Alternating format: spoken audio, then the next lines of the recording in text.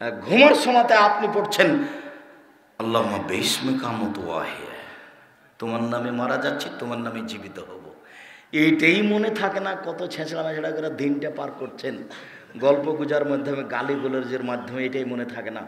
আল্লাহ রাসূল ওযু করার পরে ডান কাতে শুয়ে যেতেন, তারপর বলতেন আল্লাহু লাকা আসলামতু ওয়া বিকা আমানতু, আল্লাহুম্মা আসলামতু লাকা, আল্লাহুম্মা আসলামতু ওয়াজহাতু ওয়াজহি ইলাইকা ওয়া ফাওয়াজতু আমরি ইলাইকা ওয়ালজাতু জাহরি ইলাইকা রাগবাতান রাহবাতান ইলাইকা লা মালজা ওয়া লা মানজা মিনকা ইল্লা ইলাইকা আমানতু বিকিতাবিকা আল্লাযী আনজালতা ওয়া নাবিয়্যিকা আল্লাযী আরসালতা।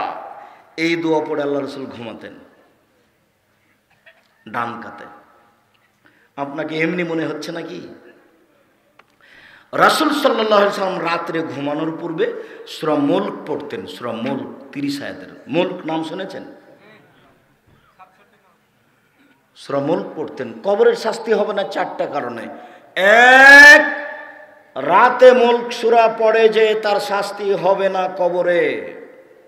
2, জুমার দিন মারা গেলে কবরে শাস্তি হবে না। 3, পেট ব্যথায় মারা গেলে কবরে শাস্তি হবে না। 4, শহীদ হয়ে গেলে কবরে শাস্তি হবে না। 4টের সিরিয়ালে 1 নাম্বারটা সহজ, বাকিগুলো কঠিন। 1, প্রতি রাতে ঘুমানোর সময় সূরা মুলক পড়লে কবরে শাস্তি হবে না। মনে থাকবে না মনে হয়? 2,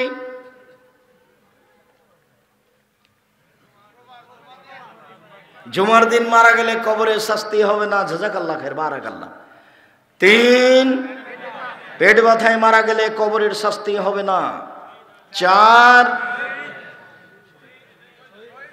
শহীদ হয়ে গেলে কবরের শাস্তি হবে না। বারাকাল্লাহ, জাযাকাল্লাহ খায়ের। যারা মনে থাকবে না তারা খালি বলবেন কি গো, কি 4টে, কি? তো 4টায় মনে না থাক সেটা চিন্তা করতে হবে না, একটা থাকলে হলো। সেটা কি? সূরা মুলক, যেটা সহজ, যেটা পারা যাবে, যেটা আয়াতের ভিতরে আছে।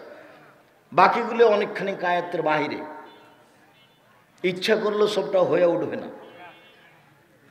আর 1 নাম্বারটা সহজ আছে। জীবন বাজি রেখে চেষ্টা করেন পড়ার, জীবন বাজি রেখে। কত ঝামেলা ছেলের, মেয়ের, দেশের, জনগণের, রাষ্ট্রের, নিজের, মানে ঝামেলা, মারামারি, হইচই, দাঙ্গা মাহাঙ্গামা, খাওয়া, নাতি নাতনি, পোতা পুতিন, একবারে কত যে লেগে আছে। খালি পড়তে বসেছেন আর নাতি লাভ দিয়ে কোলের উপরে উঠে গেছে, কোরআন মাজিদের উপরে উঠে গেছে, তখন ওকে সামলাতে সামলাতে বন্ধ করে দিয়ে শুয়ে গেলেন রাত পার। কত ঝামেলা নেবেন আপনি? তার নাম হচ্ছে আফজালুল মুজাহিদ। আত্মার বিরুদ্ধে জেহাদ করা খুব কঠিন। আপনি আমার দিনী ভাই, আপনার আমি কিছু না কিছু উপকার করবই করবো ইনশাআল্লাহ। রাসূল সাল্লাল্লাহু আলাইহি সাল্লাম বলেন, পৃথিবীর মানুষ মনে রেখো, মান সাররাহু ইস্তাজিব আল্লাহু লাহু ফিস সাদায়েত ফাইকসর ফির রাখায়। কোন মানুষ যদি বিপদে পড়ে তার দোয়া কবুল হওয়া চায়, আল্লাহ আমি বিপদে পড়েছি, আমার দোয়া কবুল করো, তাহলে তার জন্য উচিত যখন ভালো অবস্থায় আছে তখন যেন বেশি বেশি দোয়া করে। বুঝা গেল না কথা? খুব বিপদে পড়েছি তখন যেটা বলছি সেটাই শোনো, যেটা বলছি সেটাই শোনো। এরকম করতে হলে কি করতে হবে? ভালো অবস্থায় দোয়া করতে হবে। আনাস রাদিয়াল্লাহু তাআলা আনহু বলেন, রাসূল সাল্লাল্লাহু আলাইহি সাল্লাম বলেছেন, লা ইয়াসালু আহাদুকুম হাজাতাহু কুল্লাহু হাত্তা ইয়াসালুহু সিসানা আহলি জানকাতা।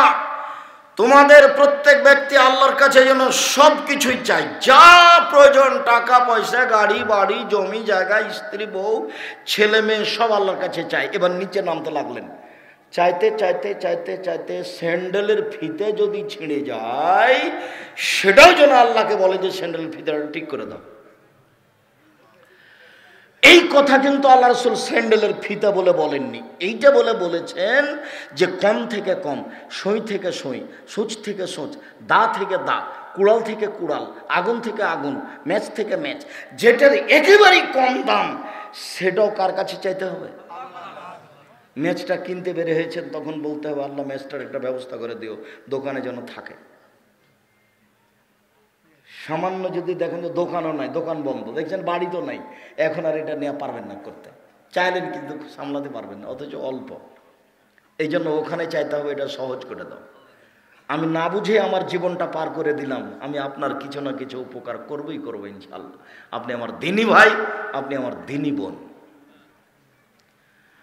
আবু হুরায়রা রাদিয়াল্লাহু তাআলা আনহু বলেন, রাসূল সাল্লাল্লাহু আলাইহি ওয়াসাল্লাম বলেছেন, ইস্তাবজিলিল আদমা লাম ইয়াদুবে ইসমিন আও কাতিয়াত রাহিমিন। মানুষের দোয়া কবুল হবে, তবে তিনটা কারণে হবে না। এই ছেলে, এদিকে খেয়াল করো, গায়ে হাত দিয়ে বসে আছো নাকি? তোমার আর আমি বেশি দেরি করতে চাচ্ছি না, আমিও খুব ক্লান্ত, কাছাকাছি চলে এসেছি। থামো, উপস্থিত বৈঠকের মুসলিম বোন থামেন, মুখ বন্ধ করেন, এদিকে খেয়াল করেন। আপনি তিনটা কারণে দোয়া কবুল হবে না। এক, বে ইসমিন, পাপের দোয়া করলে কবুল হবে না। বলছেন আল্লাহ চুরি করছি কেউ যেন না দেখে, বলছেন আল্লাহ জেনা করছি কেউ যেন না দেখে, এরকম দোয়া কবুল হবে না। দুই, কাতিয়াত রাহিমিন, সম্পর্ক ছিন্ন করা দোয়া কবুল হবে না। শ্বশুর বাড়িতে গেছিলেন, টাকা আনবো মনে করে টাকা দেয়নি, তখন বউকে বলছেন আল্লাহ যেন তোর বাপের বাড়ি আর কোনোদিন না নিয়ে যায়। এটা হলো সম্পর্ক ছিন্ন করার দোয়া। সব ঝামেলা বিবাহের সময়তে শ্বশুরের সাথে লাগায়। এইসব মানুষগুলোর স্বভাবই খারাপ। আপনি কোনোদিন করেছেন নাকি? এই ছেলে, শ্বশুরের বাড়িতে দেওয়ার স্বাদ রাখবে, নেওয়ার স্বাদ রাখো না কোনো দিন। বিবাহ করার পরে তোমার শ্বশুর যা দাইয়া পাঠিয়েছে সব ফেরত দাও। তোমাদের এই এলাকা থেকে একদিন একটা লোক গেছে, সে উত্তরাধিকার সম্পর্কে, অংশ বন্টন সম্পর্কে সে একটা জ্ঞান অর্জন করতে চায়। তা আমাকে গিয়ে বলছে আপনার ইন্টারভিউ নিতে এসেছি। তা আমি একটু হেসে উঠলাম, ভাই কী ব্যাপার? তো কিছু উত্তরাধিকার ওরাসাত জিজ্ঞাসা করলো, সূত্রে জিজ্ঞাসা করার পরে আমাকে বলছে যে আপনার আব্বা মারা গেছেন না বেঁচে আছেন? মারা গেছে। তা আপনার জমি জায়গার খবর কি? তখন আমি বললাম যে আমার বাপকে মাটি দিয়ে আসার পরে জমি ভাগ করার পরে আমরা খাওয়া দাওয়া করেছি। যদি জমি আমি একটু চিনি, আমার ছোট ভাই চিনেই না, আজও নয়। ও বরিশাল মডেল কলেজের শিক্ষক, আর আমি একটু টুকটাক করে জমি জায়গা চিনতাম। ও আমার ভগ্নিপতির বোনেরা করে, ওরা আমরা কোনো হিসাবই করি না। ভাগ তো বহুদূরের কথা, তবে শরীয়ত অনুযায়ী সেদিন ভাগ করে দিয়ে একটা হিসেব দিয়ে আমরা রাতে খাওয়া দাওয়া করেছি। আর আপনার বাপ মারা যাওয়া 10 বছর হয়ে গেল, আপনি এখনো আপনার বোনকে জমি দেননি। কি অধিকার আপনার এখানে? আপনার বাপের 3 বিঘা জমি, আপনি নেবেন 2 বিঘা, আপনার বোন নেবে 1 বিঘা। তা আপনি কি সকালে নেবেন, আপনার বোন বিকেলে নেবে, এরকম না একসাথে? আপনার বাপের জমিগুলো যখন আপনি আর আপনার বোন যখন ঘুরছিলেন, থাকছিলেন, তখন আপনার বোনও বলছিল যে এগুলো জমি আমাদের, আপনিও বলছিলেন যে এগুলো জমি আমাদের, এভাবে বলছিলেন না? ভাই বোন যখন জমির পাশ দিয়ে হাঁটছিলেন, তখন আপনার বোনও বলছিল যে এই জমিগুলো আমাদের, আপনিও বলছিলেন এই জমি আমাদের। তো আপনার বাপ মারার পরে ওই বোন আর বলবে না নাকি? এরকম হলো কেন? এই লোক হলো কুকুর শ্রীগালের চেয়ে খারাপ। বক্তব্যে বলা আছে এ লোক কুকুর শ্রীগালের চেয়ে খারাপ। আর তোমাকে বলেছি যে আব্বা জমি দিয়ে দেন, ফুপুর জমি মেরে খেয়ে আমরা পরকাল হারাতে রাজি নেই। ভাগ্য নিয়ে এসেছি, ভাগ্য রেখে আসেনি, ভাগ্য নিয়ে আসেনি, ভাগ্য নিয়ে এসেছি, ভাগ্য রেখে আসেনি। আব্বা ফুপুর জমি নিয়ে পরকাল হারাতে রাজি নেই, আপনি ফুপুকে আজকে দিয়ে দেন। কি করে খাবো? ভাগ্যে যেটা আছে সেটা করেই খাবো। 3, ওলাম ইয়াস্তাজিল, তাড়াহুড়া না করলে, তাড়াহুড়া করলে দোয়া কবুল হবে না। তখন সাহাবীগণ বলছেন মাল ইস্তিজাল, তাড়াহুড়া কি জিনিস? আগের দুটো বুঝেছি। 1, পাপের জন্য দোয়া করলে কবুল হবে না। 2, সম্পর্ক ছিন্ন করার জন্য দোয়া করলে দোয়া কবুল হবে না। 3, তাড়াহুড়া করলে দোয়া কবুল হবে না। তাড়াহুড়া কি জিনিস এটা বুঝতে পারলাম না। তখন আল্লাহ রাসূল বলছেন বুঝতে পারলে না? একুলো দোয়া করে আর বলে কাদ্দাবত অকাদ্দাবত লামা ইস্তাজাব, কই দোয়া করি, কই দোয়া করি, দোয়া কবুল হয় না। ফায়াস্তাহসির, তারপর অলস হয়ে যায়। ফায়দাও দোয়া, তারপর দোয়া ছেড়ে দেয়। এর নাম তাড়াহুড়া করা। 2 মাস 6 মাস চেয়েছে, হয়নি, তখন বলছে আর হবে না। রাসূল সাল্লাল্লাহু আলাইহি সাল্লাম সালাতে সিজদায় গেছিলেন, তখন আবু জাহলের পক্ষ থেকে রাসূলের উপরে উটের ভুঁড়ি চাপিয়ে দেওয়া হয়েছিল। ফাতেমা রাদিয়াল্লাহু তাআলা দৌড়িয়ে এসে ভুঁড়িটা উঠিয়ে সরিয়ে দিলেন। আল্লাহ রাসূল উঠে বদদোয়া করলেন, আল্লাহ ওতবা, সাইবা, খালিদ বিন ওয়ালিদ, ওয়ালিদ বিন মুগীরা, উমাইয়া, এদেরকে তুমি ধ্বংস করো। আল্লাহ রাসূল বদদোয়া করলেন। এই বদদোয়া কবুল হলো 12 বছর পরে। রাসূলের দোয়া কতদিন পরে কবুল হলো? 12 বছর পরে। ইউসুফ আলাইহিস সালাম হারিয়ে গেলেন। ইয়াকুব আলাইহিস সালাম ছেলের জন্য দোয়া করতে লাগলেন। দোয়া করতে করতে করতে চোখের পানি বের হতে হতে চোখ অন্ধ হয়ে গেল, আর দেখতে পায় না। 25 বছর পরে আল্লাহ ছেলে ফেরত দিলেন। ছেলেই পাল্টা বললেন, আব্বা আম্মা চলে আসতে হবে মিশরে, আর ইসরায়েলে থাকতে হবে না, এখানে চলে আসতে হবে। ফিলিস্তিনে থাকতে হবে না, এখানে চলে আসতে হবে। দোয়া কবুল হলো 25 বছর পরে। তাড়াহুড়া করবেন না, দোয়া আপনি করতেই থাকেন, করতেই থাকেন। সম্মানিত দিনী ভাই বোন, আলোচনার শেষে এসে বলছি, অন্তত আজকের জন্য রাসূল সাল্লাল্লাহু আলাইহি সাল্লাম বলছেন, দাওয়াতুল লিআখিহি বিজাহিল গায়ব মুস্তাজাবাতুন।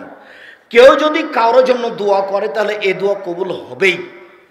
কেউ যদি কারোর জন্য দোয়া করে তাহলে এই দোয়া কবুল হবেই। বাপ মায়ের দোয়া কবুল হবেই, মাজলুমের দোয়া কবুল হবেই। যে জেলে আছে ও মাজলুম, আপনি আমার জন্য দোয়া করছেন, এই দোয়া কবুল হবে। কেন? আপনার মাথার পাশে একজন ফেরেশতা আছেন। যতবার আপনি বলছেন আল্লাহ তুমি আব্দুর রাজ্জাক সাহেবকে হেফাজতে রাখিও, ততবার ফেরেশতা বলছেন আমিন, আর বলছেন অলাকা বিমিসলিন, তুমি তার জন্য যা বললে তোমার জন্য তাই, তুমি তার জন্য যা বললে তোমার জন্য তাই। আমি আপনার জন্য দোয়া করলাম, তখন ফেরেশতা আপনার জন্য দোয়া করলেন, আমার জন্য দোয়া করলেন। বুঝা যায়নি কথা? আমি আপনার জন্য দোয়া করলাম, তখন ফেরেশতা আমার জন্য দোয়া করছেন। কিন্তু আমি দল করি যে যার জন্য মনে হয় ওর জন্য দোয়া করবো, ওরও বিপদে পড়লে ঠিক আছে, ঠিক আছে, ঠিক আছে। হ্যাঁ, এই জন্য আমি অনুরোধ করেছি, নিজে উপার্জন করেন হালাল রুজি, কে কি করছে এটা দেখতে চায় না, সাথ দিতে হবে। একটা সিগারেটের জন্য সারাদিন এভাবে নেচে বেড়ালেন, এটা হলো? আর একজনের ব্যাগ বহন করলে সারাদিন আহাল পরিবার বাদ দিয়ে, ছেলে মেয়ে বাদ দিয়ে, আমি 1 মিনিটের জন্য এটা করতে পারবো না, করিনি কোনোদিন, এটা করতে পারবো না। রুজি উপার্জন করব ব্যবসা করে। কিভাবে? ব্যবসা করে 25 বছর পরে কোটি কোটি টাকার মালিক হব। আর এখন শুরু করব কি দিয়ে? চকলেট, কলা। তাহলে কি হবে না? ঋণ নিতে হবে না। ঋণ নিয়ে ব্যবসা করলে আর জান্নাত হবে না। জানাজাই হবে না তো জান্নাত বহুদূরের কথা। জান্নাত হবে না, জানাজা হবে না, সব বাতিল। ব্যাংকে চাকরি করে, সরকার লোন দিয়েছে, বাড়ি একটা বানিয়েছে 5 তলা, কত যে খুশি, বউ খুশি, বেটা খুশি। মেয়ে বিবাহ দেওয়ার জন্য প্রস্তুত, একটুকু বুঝলো না যে আর জানাজাই বাতিল, জানাজাই হবে না। জীবনে লোন নিয়ে কিছু করিয়েন না, বাড়ি জমি জায়গা কিছু করিয়েন না। ব্যবসা বাণিজ্য অল্প পয়সাতে ব্যবসা করেন, দিন রাত দোয়া করেন, ব্যবসা করে উসমান রাদিয়াল্লাহু তাআলার মতো ধনী হব ইনশাআল্লাহ। নিজের উপকার করব, জাতির উপকার করব, এই চেষ্টা করেন। আর দিন রাত আল্লাহর কাছে প্রার্থনা করেন। সম্মানিত দিনী ভাই বোন, আমি আপনাদেরকে বিশেষ প্রার্থনার উপরে সংক্ষিপ্ত আলোচনা করে পরকালমুখী হওয়ার জন্য অনুরোধ জানাচ্ছি। ছেলে, আমি দোয়া পড়ি তারপরে। সম্মানিত দিনী ভাই বোন, আজকে সংক্ষিপ্ত আলোচনা বিশেষ প্রার্থনার উপরে করে আপনাকে আমি আন্তরিকভাবে পরকালমুখী করতে চেয়েছি। আপনি আপনার প্রয়োজনীয় জিনিসগুলি আল্লাহর কাছে বলেন, আল্লাহ সহজে আপনাকে দিয়ে দিবেন। তবে রাত 12টার পরে করবেন, সব দরজা খোলা। তবে দিন 12টার পরে করবেন, সব দরজা খোলা। তবে আজানের পরে করবেন, সব দরজা খোলা। তবে রাত 2টা পার হওয়ার পরে করবেন সব সময়, তখন সব কবুল হবে। এই সময়গুলি খুব গুরুত্বপূর্ণ সময়, দেওয়া আছে আইনে রাসূল সাল্লাল্লাহু আলাইহি ওয়াসাল্লাম 2 অধ্যায় বইয়ে। সম্মানিত দিনী ভাই বোন, আন্তরিকভাবে জামিয়া সালাফিয়ার জন্য দোয়া করার অনুরোধ রেখে, জামিয়া সালাফিয়ায় যদি কোনোদিন সম্মেলন হয় তাহলে যাওয়ার অনুরোধ রেখে, যেসব বই পুস্তকগুলি আছে, আব্দুল্লাহ কথা বলা চলে গেছে, মিন্নাতুল বারি, আব্দুল্লাহর ব্যতিক্রম, বুখারীর ব্যাখ্যা, মিন্নাতুল বারি, এছাড়া উপদেশ বই যদি থাকে দেখেন, অতীব গুরুত্বপূর্ণ বই, উপদেশ বই। আর সলাতের উপরে বই যেটা নতুন বের হয়েছে, পোশাক, নতুন একটা বই বের হয়েছে পেশা পোশাক। আর এছাড়া ক্যালেন্ডার আছে, সকাল সন্ধ্যার দোয়া দেওয়া আছে সিরিয়াল, সারাদিনের দোয়া দেওয়া আছে সিরিয়াল, 50 টাকা মূল্য। আমার দিনী ভাই বোনকে সবাকেই বইগুলি সংগ্রহ করার জন্য অনুরোধ জানাচ্ছি। আমি সবাকেই দিনী ভাই বোনকে স্টেজের বাম দিক থেকে বইগুলি সংগ্রহ করার অনুরোধ জানিয়ে আমি কিছু প্রশ্নের উত্তর দিচ্ছি।